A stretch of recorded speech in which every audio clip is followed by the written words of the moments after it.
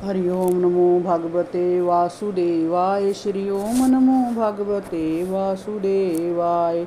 एक स्थान पर एकत्र होते हैं किंतु दीर्घकाल इकट्ठे तरह रहना निश्चित नहीं है। हर एक को अपने सकाम कर्मों के अनुसार पृथक पृथक ढंग से कार्य करना होता है और इस प्रकार विलग हो जाना पड़ता है। उदाहरणार्थ सागर की लहरों पर अनेक पौधे तथा लताएं तैरती रहती हैं। कभी वे पास पास रहते हैं तो कभी सदा के लिए बिछड़ जाते हैं। एक पौधा इधर उधर हो जाता है तो दूसरा उधर। इसी प्रकार जब हम साथ साथ रहते हैं तो हमारी पारिवारिक संगत अत्यंत सुंदर लगती है, किंतु काल की तरंगों के फलस्वरूप कुछ समय बाद हम विलग हो जाते हैं। वासुदेव के ऐसा कहने का तात्पर्य यह है कि यद्यपि देवकी के गर्भ से उन्हें 8 पुत्र प्राप्त हुए थे, किंतु दुर्भाग्यवश वह सभी जाते रहे, जहाँ तक कि वह अपने एक पुत्र कृष्ण को भी अपने पास नहीं रख सके। वासुदेव को उसकी जुदाई अनुभव हो रही थी, किंतु वह असली बात अव्यक्त कर ना सके। उन्होंने कहा, कृपया मुझे वृंदावन का कुशल क्षेम बताएं। आपके पास इतने सारे पशु हैं, वे सभी प्रसन्न तो हैं, उन्हें पर्याप्त घास तथा पानी मिल तो रहा है।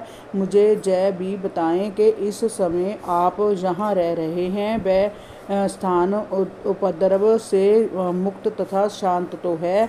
वासुदेव ने कृष्ण की कुशलता जानने के उद्देश्य से ही इतने सारे प्रश्न किए थे। उन्हें ज्ञात था कि कंस तथा उसके अनुयायी नाना प्रकार के असुरों को भेजकर कृष्ण का वध करने का प्रयत्न कर रहे थे। वह सब पहले ही यह निर्णय ले चुके थे कि कृष्ण जन्म के बाद हम दोनों के भीतर उत्पन्न सारे बालकों का वध कर दिया जाए। चूँकि वासुदेव कृष्ण के विषय में अत्यधिक चिंतित थे, इसलिए उन्होंने इनके निवास स्थान की सुरक्षा के विषय में पूछा।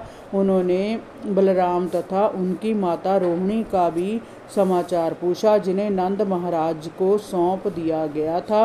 वासुदेव ने नंद महाराज को यह भी स्मरण दिलाया कि बलराम अपने असली पिता को नहीं जानता, वह आपको ही अपना पिता जानता है, और अब आपके पास दूसरा पुत्र कृष्ण भी हो गया है। मेरे विचार से आप इन दोनों की ठीक से देखभाल कर रहे हैं। यह भी महत्वपूर्ण बात है कि वासुदेव ने नंद महाराज के गोधन की कुशल क्षेम पूछी। पशुओं की और विशेष रूप से गायों की रक्षा अपनी संतान की ही भांति की जाती है। वासुदेव क्षत्रिय थे और नंद महाराज वैश्य थे। क्षत्रिय का धर्म है कि वह प्रजा की रक्षा करे और वैश्य का धर्म है कि गायों की सुरक्षा प्रदान करे। गायें उतनी ही महत्वपूर्ण है जितनी कि प्रजा। जिस प्रकार से प्रजा को सभी प्रकार की सुरक्षा प्रदान की जाती है, उसी तरह गौओं की भी की जानी चाहिए। हरि ओम नमो भगवते वासुदेवाय। श्री ओम नमो भगवते वासुदेवाय।